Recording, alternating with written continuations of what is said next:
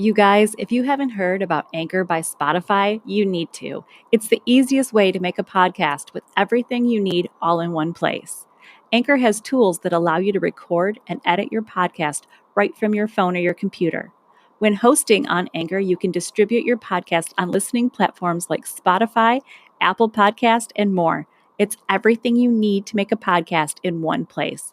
And best of all, Anchor is totally free.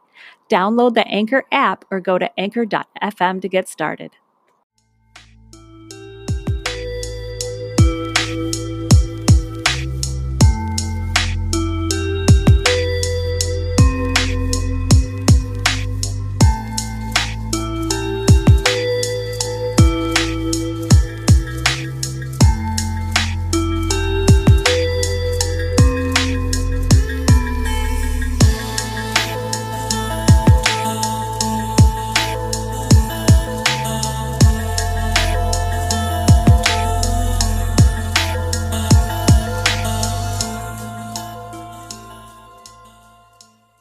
Welcome to Mimesis, the podcast about all the twisted ways that art and life imitate each other.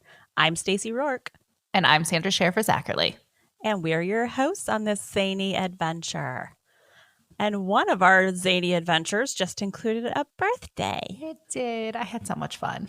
Well, happy belated birthday. Thank you. You had a fancy gourmet dinner. I did, and it was so good. It looked good. The pictures, I think you need to post those on our social media because holy crap, that meal looks amazing. Oh, I'll do that. I'll do that for sure. I went to a place called Marrow. I told my husband that because he's been traveling that he had to take me out. Yeah. And this was my so-called cheat meal. Because we've been meal. very good because I've been of, very good. Yes, we're not saying cheat meal, reset meal. Reset meal. And I was actually really good with it. Like, I didn't, go overboard, I don't think. Good. Like, I was stuffed. Well, it was 5 courses, but when they do little. the courses, they're usually small. Give you a little tasty taste of stuff. Yeah. And it's called Marrow. It's in Detroit. It was amazing. Like, I've heard nothing but good things about it. So booked it. And they had this Valentine menu. It was truffle versus caviar. And so good. So that's awesome. And you went with the caviar one, right? And I went with caviar. Scott went to the truffle. And some of the dishes we were like, nope, switch, because we know that each other wouldn't like them. That's perfect. Yeah, because he doesn't like mushrooms that much. And there was this little tiny pancake with goat cheese and all the mushrooms. And I was like, no, that's mine. You're not going to like that. Hand that over right now. Yeah. He likes the flavor of mushrooms, but doesn't actually like mushrooms. Really? Yeah. Oh, I love mushrooms. Like a portobello wrap. Oh, yes, please. Yes, with some extra veggies on it, zucchini and squash and red pepper hummus. See, and I like veggies, but I don't even need the veggies. Just a mushroom wrap is good for me. I love mushrooms. I do too. I have, for the first time ever, I'm updating my little pod lab here. Yes. So I have 2 screens going today for the first time. Yes, Up till now, I've been going old school and printing off my notes for each episode, like a cave person. A cave person with a printer. A cave person with a printer. Yes. So today I'm going to be using 2 monitors. So if I stumble and stammer a little bit as I try to figure this out, I apologize. I'm doing my best. Welcome to 2 screens. It's fantastic. I love it. Well, it's cool because I can see you. I have my notes up. It's nice. It's nice.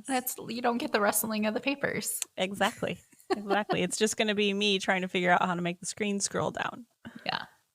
Which I keep practicing it, so I know how to do it. You're so I'm going to do this with trying to be as quiet as I can. Yeah. I love it. But I know you're going to be moments where I'm going to just have to go, I can't make my screen go down just a second. And you'll be like, oh, the paper turning was actually the better alternative. Oh, well. But yeah. So did you have a good Valentine's Day? We did. Your grandma, my mom was down. Your uncle was working. But he brought me home the most beautiful roses I have ever seen. They they look like antique roses, but they were these Ooh. big, giant blooms, but they were a real pale purple color, but just Ooh. had like hints of brown in them. Like not like they were old wilty flowers, but there was hints of brown in them. So they look what's that?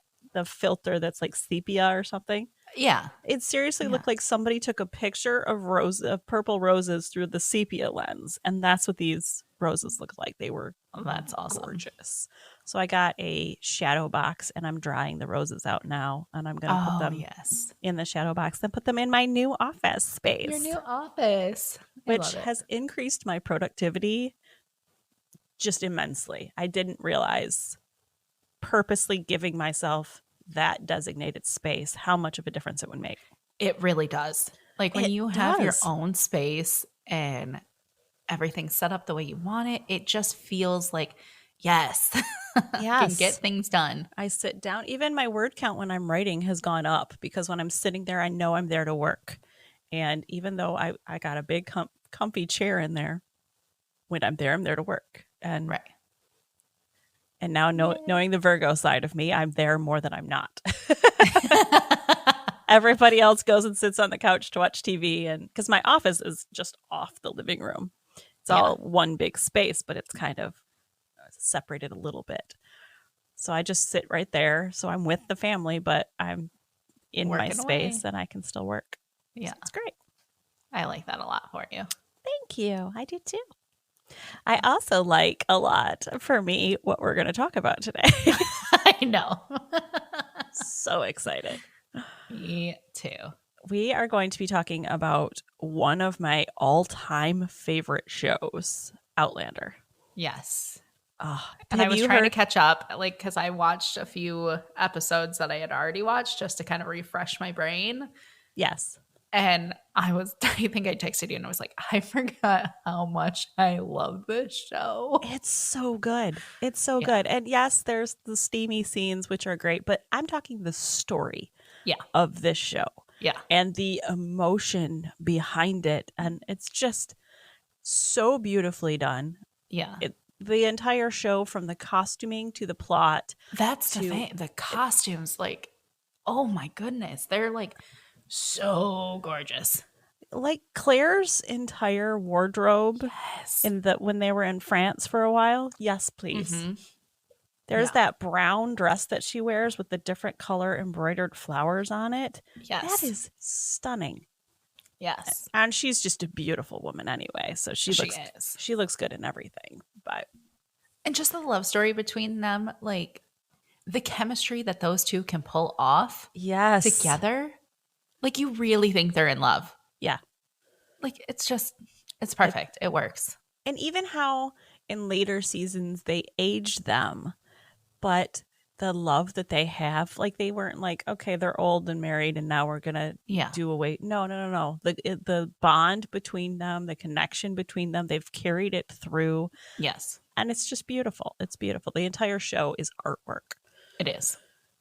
So that is what we're going to talk about today. Oh, also, have you heard they just released the title song for the next season? No, I haven't heard it yet. Sinead O'Connor is singing it for this one. There's been some controversy because she's a controversial person with her viewpoints on things. So there's some people that are coming out and saying they don't like it. I think it's just a beautiful song and it would be hard to ruin no matter who sings it. Yeah. I hear those opening chords of that song and instantly I'm like, oh, here we go. Here we go. Here we go. It's time. Be quiet. Be quiet. Everybody shut up. Be cool. But we do have some mimesis about that song that are going to be incorporated today as well. Really? Yes, we do. So with no further ado, are you ready to do this? I'm ready. Okay. Let's now dive in. I was going to say dive in, but that's not really fitting today. It's more like step through the stones. Yes. Which I just want to go to Scotland and touch the stones and see what happens. Gosh. Can we please make that happen? I really want to go to that. I want to just leave the country once. Yeah. I don't have any stamps. I don't have a passport and no stamps in the passport. So I have a passport with no stamps. Sad. I was supposed to go to Canada, and then COVID happened. I've been to Canada and I've been to Mexico, but when I was there, you didn't need a passport for those. Yeah, so, you do now. Yeah. So I would have a passport with stamps, but I'm old. And right. I've been to Canada twice, but that was before you needed stamps in your passport. Yes, Scotland is something that needs to happen. Yeah, for sure. Now, I'm going to put a disclaimer on here that people that know history will probably know quite a bit about the stuff I'm going to touch on in the beginning. I didn't know any of this. Okay. So a lot of what I'm going to touch on is kind of some basic trivia and basic history. If you're like me and had no clue, then this will be new for you. Okay, so in the early seasons of Outlander, we hear the word Jacobite a ton. That's something that's always coming up. Well, as I said, I'm a moron, and I had no idea what that was. Jacobitism emerged in Britain after the abdication of King James, resulting in what was called the Glorious Revolution of 1688 and 1689. James and his descendants lived in exile in Europe, where they relied on the financial support of what allies they had to survive. The crown passed to James' daughter Mary and her husband William, which led to the succession of the, I'm going to massacre the pronunciation of this word, Hanoverian dynasty. I'm very sorry if I said that wrong. To the British throne in 1714 and the exclusion of the House of Stuart. Supporters of the exiled Stuarts became known as Jacobites, which is derived from the Latin name James. Okay. This became an international movement, drawing supporters from Britain and Europe, and the military effort to restore the Stuarts was concentrated in Scotland. So that's kind of the premise of all of that, which I didn't know any of that. I didn't either. Clue. Good. I'm glad it's not just me. So the show kicks off with Claire, played by the stunning Katrina Balfe. She was a Second World War battlefield nurse, and she slips through time to the Highlands of Scotland in 1743, in the midst of the early stirrings of the final Jacobite Rising. And that's, the scene where she hears about the witches that dance at night, sees them with their lanterns. Yes. And then ends up falling through the stones. I have to say, the moment for me that I fell in love with this show was she falls through the stones. There's all that's happening. It's chaos. She meets Jamie. She tries to make a run for it to get away from him, all of them. He tracks her down and then asks her, "Do you want me to throw you over my shoulder?" And like as a threat. And she's all pissed off about it. But the way he said that to her and the chemistry between them, I was like, okay, interesting. Say more now. I loved how quickly it picked up. Yes. It wasn't this drawn out long, like, we're going to really get to know the characters. It was boom, we're getting into some action. Yeah, you're getting to know them as they're getting to know each other. Right. And I love that. Yeah. And I don't know if the book was like that because I've never read the books. I've just watched the show. I've started book 1 and it kicks off, and yes, it mirrors season 1 very well. I also loved the twist on it that when they were being forced to marry, which, by the way, spoiler alerts if you haven't watched the show, because we're going to be talking in depth about some stuff today, that she was married and she was sexually experienced and he wasn't. Yes. So that line where she's like, "You don't mind that I'm not a virgin," and he says, "As long as you don't mind that I am." And that, I mean, it turned romance completely upside down in the way that the media usually shows it in film. Right. That she was the more experienced one. Right. Loved it. Every bit of it. We're just going to have moments where I'm going to say he didn't look like he was inexperienced. No. Yeah. As long as you don't mind that I am. And she's like, really? Have you seen you? Right. Really? Wow. Oh, good boy. Yeah, good boy, but damn. Okay, so where was I? Let me scroll on my new screen and figure out where I was. Okay, she begins to hear whispers of support. I just hit my mic. She begins to hear whispers of support for King James' son, James Francis Edward Stuart, and his grandson, Charles Edward Stuart, who history knows as Bonnie Prince Charlie. Yes. Now, being smart as hell, Claire realizes that the events have been set in motion that will lead to the Battle of Culloden on April 16th, 1746. Yes. And she knows this because she had just went everywhere with her husband looking for his family Yeah. and his history. She was with Frank. They were exploring these things. It was fresh in her mind that this is when the battle happens. And oh shit, I'm there. Which, by the way, Frank didn't stand a chance once. Oh, fuck no. Oh, bless his heart. And later on, I loved how they used the same character. Yes. For his relative, like way back when. But I didn't like him. Oh. And when she comes back to be with a husband that looks so much like Blackjack. Yeah. The fact that their sex life went in the crapper after that. I mean, obviously she was still in love with Jamie, but also like every time I look at you, I see the man who brutally tortured so many people, including her. So many. Yeah. Yeah. I don't think I could ever let him touch me again. And I mean, she had a hard time when she first was with Jamie because she did love Frank. She did. And that's where that is a great writing and great storytelling that they really portrayed that. Yes. But she really thought she wasn't going to go back. So she opened up her heart to him, and there was, and when Bree's born and they're like, where does she get the red hair from? Oh, my heart. Okay, so she knows the Battle of Culloden is coming. And she also knows that shit's going to go bad for the Jacobites. Like, she knows the outcome of this, and it's not going to go well. Right. Okay, so she confides in Jamie about her past, about what's happening. Jamie, of course, played by the magnificent Sam Heughan, who I don't think anybody else on the entire planet could play Jamie. This is the role for him. That's him. That's him. And the two decide that they're going to do what they need to try to change the course of history, which I don't think ever was going to work for them, but bless their heart for trying. Yeah. Well, you can't change history too much because then you change everything. Yeah. I mean, have you watched The Butterfly Effect?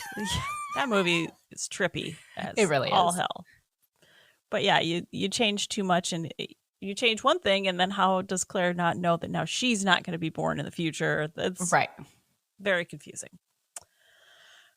But they learned that they can't change anything anyway. Right. So the show also explores the pressures faced by the heads of the Highland clans for declaring their allegiance during the Rising. It wasn't like rooting for your favorite football team. No, like at all. No. The question of whether to fight for King George or stand with the Stuarts was a big fucking deal.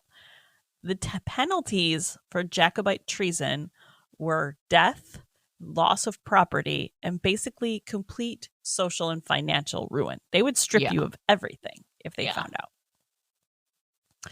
Do you remember in the show where after the Battle of Culloden, the Jacobite soldiers that remained, they were being dragged outside and shot one at a time? That really happened. Jamie only survived because he saved one of the soldiers' brothers. But that shit really happened. Following Culloden, 3,472 Jacobites were arrested. 120 were sentenced to death. And more than 900 were transported to America and the Caribbean. Wow. So they booted them the hell out of there. Yeah. Also, the Caribbean part, I wonder if maybe that's where the author, Diana J. Gabaldon, I hope I'm saying that right. I wonder if that is kind of where her motivation to take the story to the Caribbean came Very from. possibly. Just kind of following history, but not exactly writing history as it stands. Exactly. Yeah. Exactly. So, but we're going to see as we go along, we're going to see that there was more things that followed to the Caribbean path. So I think for her as a writer looking at history and all the ties, it was probably a very natural progression of the story. Because it felt very natural watching it. Yes. You didn't wonder, like, why the hell are we going to the Caribbean? Right.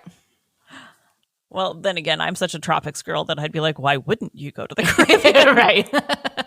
Oh my gosh. Speaking of the Caribbean, my son the other day asked, he said, can we please go watch Jack Sparrow on the Caribbean?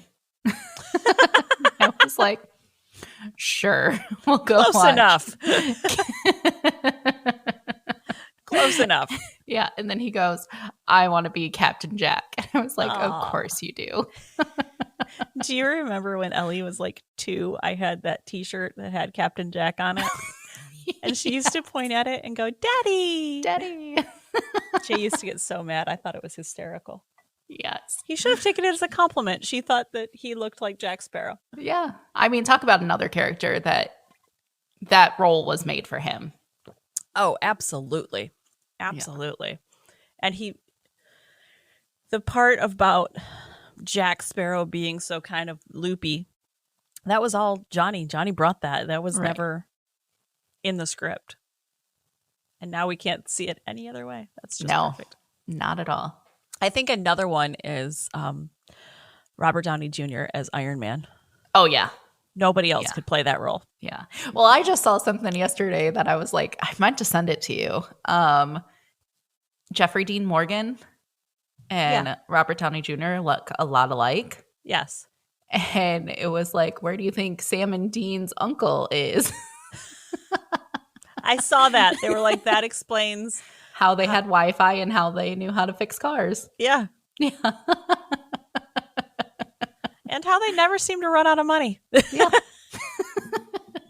Never had jobs, but never really ran out of money. Yep. Running all these credit card scams, never got arrested for that. I think Uncle Tony was just pay off the credit cards. It's fine. Yeah. Don't worry about it. Yep.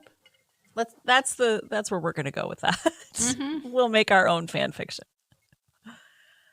Okay, so there were some during this time that tried to play both sides of the conflict for their own benefit, because there always are. One being the infamous Old Fox, Bunny Ears, which we saw on the show, Lord Lovett, portrayed by Clive Russell. Lord Lovett was a double dealer who changed his alliances to suit his own interests. Which is dirt. It's just dirty. It's dirty. Yeah. In the final Jacobite Rising, he refused to commit himself to the Jacobite fight, but he set his son Simon to join Charles Stewart. Okay. Which is basically like leading a lamb to slaughter. Just, I'm not going to go, but I'm going to send my son. Lovett later claimed that he had no part in his son's actions, that his son was acting on his own. Horseshit. Yeah. Unfortunately, that did not work, and Lord Lovett was executed for high treason at Tower Hill in London on April 9th, 1747. Right. So that didn't work out for him real well, but his character was slimy in the show. I believe he was the one that was behind setting up that young girl getting raped. Okay. Maybe. The one that ended up later having to marry Black Jack Randall. Yeah. That poor girl. Yeah. I believe, if I'm remembering the character right, I think he's the one that set that whole thing up. Yeah. One of the most prominent figures in this period in Scottish history is Flora MacDonald. Now, Flora, there's some big similarities between her life and what Claire was going through. Argument can be made that Diana, the author, used her as an inspiration for Claire. Okay. Obviously Yeah. not the time traveling bit. Right.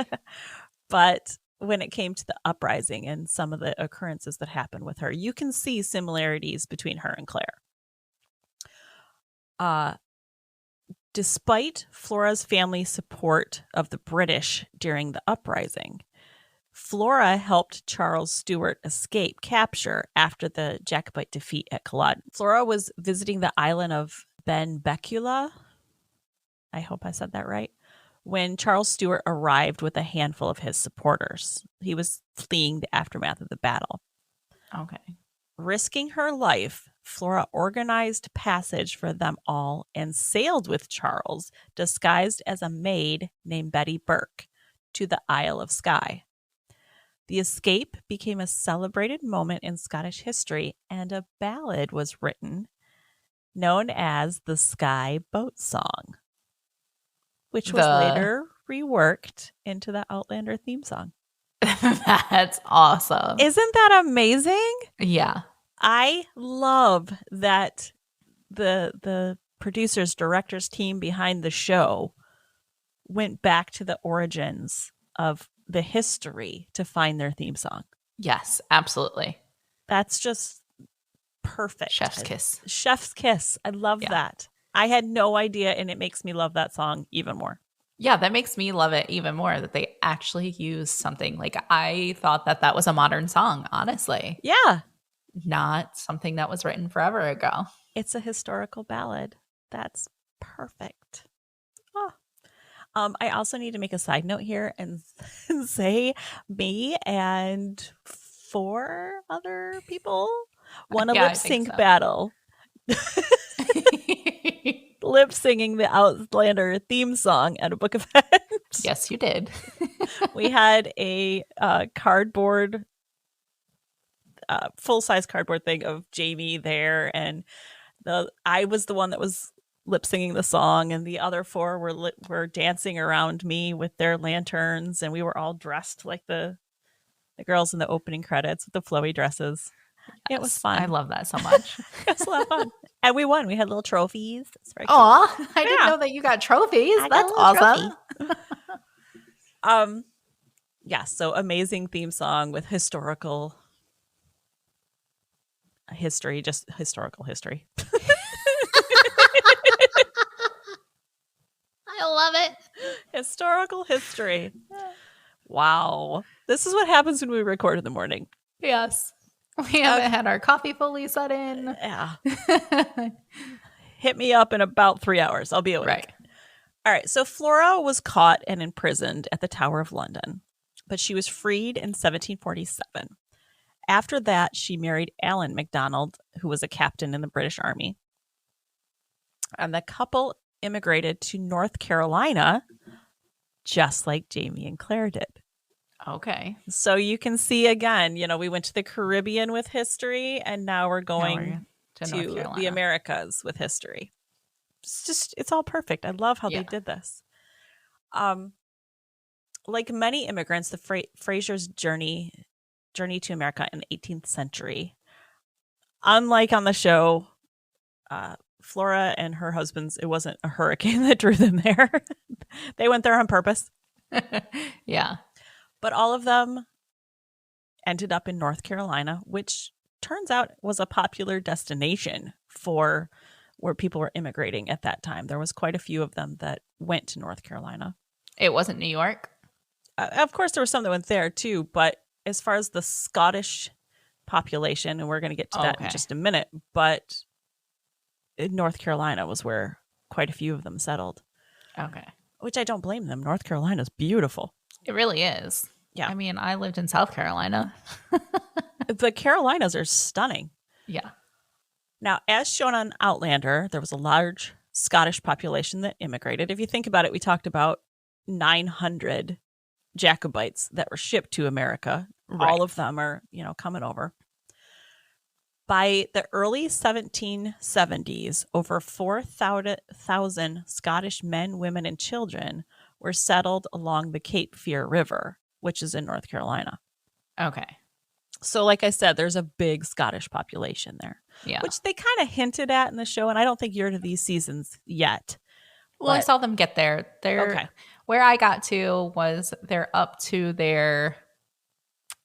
his aunts Okay. in Okay. Virginia. Yes. I just lost my train of thought completely.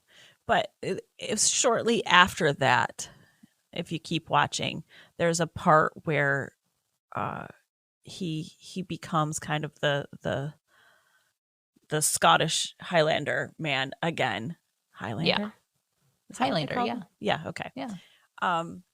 Again, because they're needing to rally together, and they kind of hinted at how many Scottish immigrants are there. And that's true. There really were quite a few at this time. Yeah. Now, life on the frontier was tough. We all know that. We've seen that in pretty much every historical depiction we've seen ever. Well, yeah, there's a lot of stuff. Yeah. It was like untapped pooping in the land. streets. Yeah. Where do you? Oh my gosh! Did you see the picture I posted of the sign that was up in the bathroom at that outdoor concert I went to? Yes. That it said, "Please only flush toilet paper." Yeah. Oh my gosh! What do you do Well, with what the do you do doo-doos? with Somebody commented to that picture and said, "Guess I'm squatting over the garbage can." I love that. So funny. Anyways, Anyway. as shown on Outlander, a lot of the estates that happen happened to be there during this time, like his aunts, there was a lot of forced labor of enslaved people brought from Africa and the West Indies. By the end of the 18th century, the U.S. Census recorded 130,296 enslaved individuals being held. I don't like that. That's just horrible. Mm-hmm. And they show on on Outlander how much Claire's bothered by this and how she tries to save the life of one of these enslaved individuals, and how the people around there were willing to basically burn his aunt's house down to get to this guy. Yeah. It was a horrible time. It was, anyone that tries to say otherwise, Kanye West, there's no arguing. I haven't heard anything about that from him. That's nuts.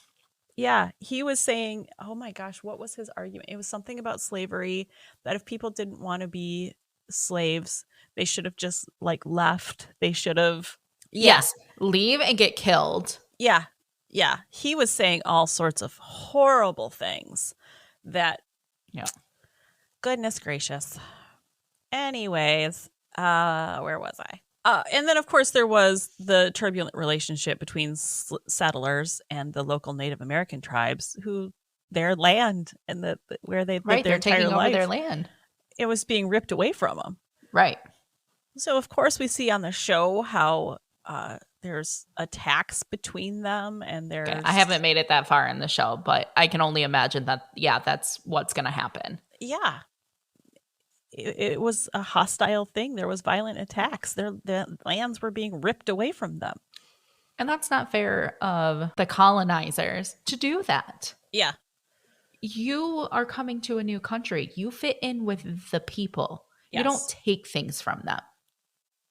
Yeah. Well, and it shows in there how Claire and Jamie tried to mend their relationship with the Native Americans, and trying to respect, if you tell me don't go beyond this point, I'm going to respect not to go beyond that point until I have to. And then, we're going to try to smooth things over from there. So I did like seeing that Claire and Jamie were respectful. Yes. Yeah. But then it showed how others were not. Right. It was a rough time for everybody. Just drives me crazy is, how are some people's morals compass so wrong? Yeah. Yeah. So wrong. What happened that your true north of what's right and wrong got so skewed? Right. People are people. It doesn't matter. Treat everybody with the same respect that you would treat yourself. Yes. But I mean, some people hate themselves, so Yeah, that's true. There's a lot of sick individuals. yeah. Okay, so the other thing that the show really accurately portrays is how the settlers felt about being controlled by the British monarch, which is, oceans away, and they're still trying to control what's happening there. And as we know, a revolution soon followed. Yeah. Much like Jamie, and I know you're not to this part yet, but Flora MacDonald's husband, Alan, raised a local British loyal militia in 1775. A few months into the American War of Independence, he was captured and taken prisoner. Flora was evicted from their home, and the pair eventually made their way back to Scotland, where Flora died in 1790. Okay. So, like I said, I haven't read all of the Outlander books yet. I'm wondering if they do eventually make their way back to Scotland in the That story. would be a nice rounded out. Yeah. I really feel like I think I've heard bits and pieces about it, but I'm not sure. Yeah. I know Bree and Roger do end up going back, but I don't know if Jamie and Claire do. So I'm not there yet. The Freemasons are also represented in the later seasons. Yeah. Reserved solely for men, the organization was primarily looking for social interactions and ways to advance themselves in society. I didn't know this, but discussions of politics and religion were strictly banned at meetings. Right. Absolutely not. Which Mhm. allowed for cooperation between people with differing opinions and religious backgrounds. She's It's violently, what the government should be. yes, she's violently pointing at her screen for a minute. Yes, absolutely. We need to take religion out of government. Since this was prior to the Revolutionary War, religion was one of the many issues that was under royal control. The Crown imposed membership into the Church of England as a condition for being appointed a governor Yes. of regions at this time. And that's why we left England, to have freedom of religion. Yes, and they were trying to immediately implement that into place. Many people that settled in America were looking for a break from that kind of strict rule. And we see that it's coming back around. You'll be back. Exactly. How do we break that string of thinking again? Anyway, one thing I didn't know, George Washington and several of the eventual leaders of the American Revolution were Freemasons. I could kind of figure that out. Yeah, I didn't know Washington was a Freemason. I love that. Yeah. I mean, you kind of get that from Hamilton a little bit. Yeah. I love Hamilton so much. Me too. And I would like to do a mimesis of Hamilton, but there's so much content in that. Oh, it would have to be like probably 4 or 5 parts, honestly. And we could probably do it. Just it's not going to be back to back to back to back because it might get a little boring if we do that. But like do one part. Okay, we're going to start with this section of Hamilton and then because there's so much that you could debate and tear apart and show like this was this and yeah. I was watching Grey's Anatomy the other day and Emma was like, that's Aaron Burr. I was like, yes, it is. He makes an appearance on Supernatural too. Okay. Yes, he did. Yeah. Okay, so historians have been debating for years how much Freemasons directly influenced the founding of America. But it is clear by the First Amendment of the Constitution guaranteeing freedom of religion and association that was behind that. The Freemasons were putting that number one. I love that. Okay, so we have there's a lot of history of this, but because I didn't want this episode to be 6 years long, We are now going to skip to some fun facts of the show itself. All right. Okay. When we first meet Jamie and Claire, they were both in their 20s, but by season 3, there's that 20-year time jump. Right. This would have meant that both Jamie and Claire would have shown some serious and obvious signs of aging. But the head of the hair and makeup department, Annie McEwen, toned down how much they actually aged Sam and Katrina. Mm-hmm. And she said herself, this had nothing to do with the vanity of the actors or the actors being against it because they wanted to look prettier. It was her decision to do it because to wrinkle and age them too much would have caused them to use a lot more prosthetics. Okay. And it would have looked very unrealistic and odd on screen. Yeah. So she toned that down. I think they did good though, because they put some like silver in her hair. Yes. And honestly, 20 years is a long time, but I still feel like I look the same as when I was 20. Yeah. And that's only 15 years ago. Yeah. So, I mean, you do age, but it's not like you're going from 20 to like 65. Exactly. Yeah. So I think they did it in a good, subtle way. I agree. Yeah. Like, I mean, the people who did This Is Us did a really fantastic job with Mandy Moore. Yes, they did. Like, but over even the there, years. you can see that they had to use more prosthetics on her. Yes. They did a fantastic job on that one. Speaking of prosthetics, the scars on Jamie's back. Yes. Those take nearly 3 hours to apply. Wow. And they apply them every single time he's going to do a scene without his shirt. It's from what I read, Sam has a tendency to nap during the process, which if you think about it, they're working on his back, so he could just lay down. Yeah. And just, go ahead, put them on. I'm going to take a snooze. Right. The molds they use to make the scars are exactly the same ones they've used from season 1. So okay. There's continuity in that. His scars are the same. That's good. Yeah. Now, in the books,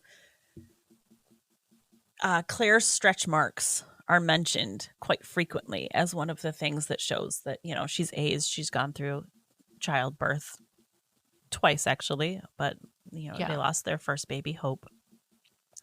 According to the makeup team, the marks did not translate well on camera. It didn't look right. So they nixed those. They didn't put them in. Again, not for the actors' vanity, but it just they couldn't keep it looking normal. Yeah. And they wanted it to look more real. Yep. Which, okay. Yeah. And, I know it was in the books, but not everybody gets stretch marks when they're pregnant. Right. So. Sure, and not deep stretch marks. Yes. I didn't get stretch marks. I got a few, but not. I was already fat, so. Oh, stop it. I mean, I've got 2 nice big scars. Yes, you do, but you had C-sections. So. Okay, so in their hair and makeup department, they have over 300 wigs in their department. Can I just go in? I don't really care about the wigs, but can I just go wear the dresses? Yeah, can I just go in and play? I just want to play. Now, they purposely gave the Highlanders historically inaccurate beards. Okay. During that time period, beards were looked down on, even among the Scottish Highlands. Okay. But the author Diana Gabaldon, and again, I'm sorry if I'm saying her name wrong, she wrote the characters in the series to have beards. They decided to stick with that just because it honored her books a little bit. But no, they would not have had beards during that time. But nowadays people do have beards and people like beards. Yes. You in particular. I mean, there was a saying, like, I watched a TikTok that was like, So, when you watch Beauty and the Beast at the end, and he turns from the Beast to the Prince, were y'all a little sad that he didn't have any facial hair? And how magnificent is your husband's beard now? Yeah. I was like, oh shit, I just got called out. Well, I love in the live action one when she's like, how would you feel about growing a beard? Yeah.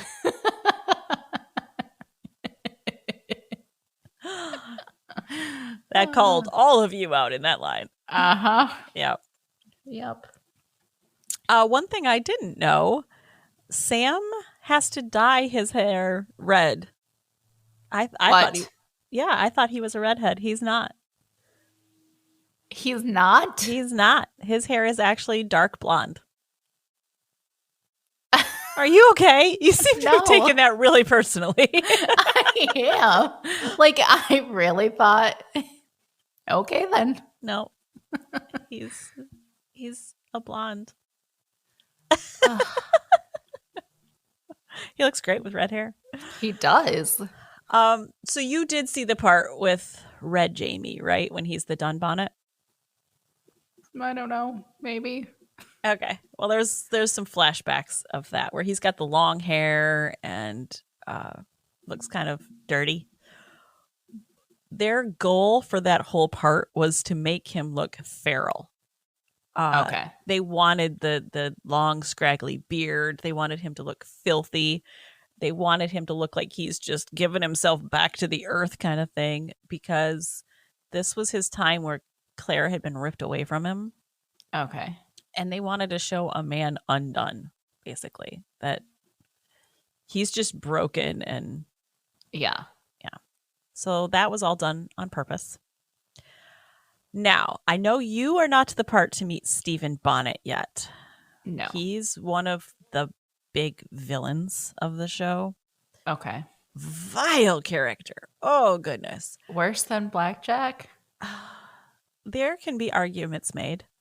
Okay. They're both very horrible. Blackjack is like thrives off of the pain of other people. And Stephen Bonnet goes out of his way to manipulate, to hurt. Okay. So the arguments can be made about both of them. They're horrible. Now, the author has said that while the character of Stephen Bonnet is fictional, it is possible that he could be an illegitimate descendant of a real historical figure, Stede Bonnet. Stede Bonnet was known as the gentleman pirate because he was a moderately wealthy landowner before turning to a life of crime. Okay.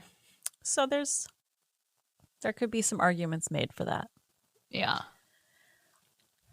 Well, that is about all the history stuff that I have on Outlander. But because I love this show so much, I did come up with a little Outlander this or that. Okay. But I will try. Well, we're going to do this one together because I know you haven't seen all the episodes. So we're going to do this one together. And I might even give you some context to go along with some of these in case you don't know. Okay. All right. So this or that, Highlands Jamie or Colonist Jamie? Highlands Jamie. For sure. Absolutely. Okay, so you saw after the Caribbean when Claire was sick and they made her the one guy made her the turtle soup? Yes. Okay, so which love scene did you think was hotter? Their first time together or the turtle soup scene? Probably their first. Really? Yeah. See, for me it was the turtle soup scene. I that one was great. But I think it's just that's when she fell in love with him. Yes. That's when they really connected. Like, you can see the raw emotions almost. Mm-hmm. Like, that's why I picked that one. I think this says a lot about you and I too, because yours is this is the initial connection. This is when they fell in love. For me, it's the turtle soup scene because they're so comfortable with each other and there's that little element of humor in it. Yeah. And that's why I love it even more. Yeah. But I could see that. I think it's that really shows a little bit of our personalities too, because the little bit of humor that's me. Yeah. Okay, now we talked about this one. Worst villain, Black Jack Randall or Stephen Bonnet. I can't really say. You can't really say. I'm not there yet. I don't know. That one is really, really hard. I never felt, with the death of Black Jack Randall, I never felt that Jamie got his revenge, so to speak, against Black Jack. And I feel that I would have liked him to die a more horrible death. But, that's not how life plays out. No. Stephen Bonnet, he got what he deserved in the end. So going by that, probably say Black Jack Randall, but Stephen Bonnet was horrific too. So arguments can be made either way. Now I'm going to give you spoiler for you and for other people who haven't watched all of the episodes. And I'm sorry, Sandy, I'm going to ruin this for you, but Stephen Bonnet rapes Bree. Okay. On the night she has her first time with Roger. And she ends up pregnant from that. And we never really know which of them is Jemmy, her son's father. So my next one is, who do we think actually is Jemmy's father? I think it's Roger. But that's just me. And I know you don't have a horse in this race. And I feel like there's something that came out that proved it was in the last season. Something that happened that they were like that he would only get that from his biological father. Okay. And it was Roger. So I think there was, so if you're listening to this and you can remember what that one thing was that came out that we were like, yes, Roger's definitely his dad, please message us because I can't remember what it is right now, but I think there was something. Okay. This or that, better Claire dress. The red French gown or her wedding gown? The wedding.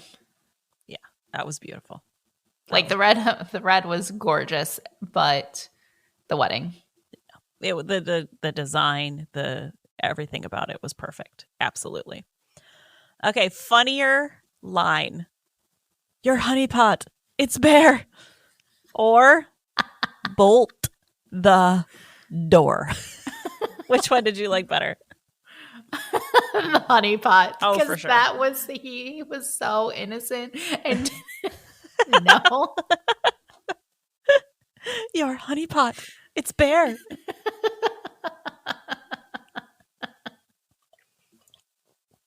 Also, the fact that he called it her honeypot was adorable. Yeah. Yeah. I mean, it's what it is.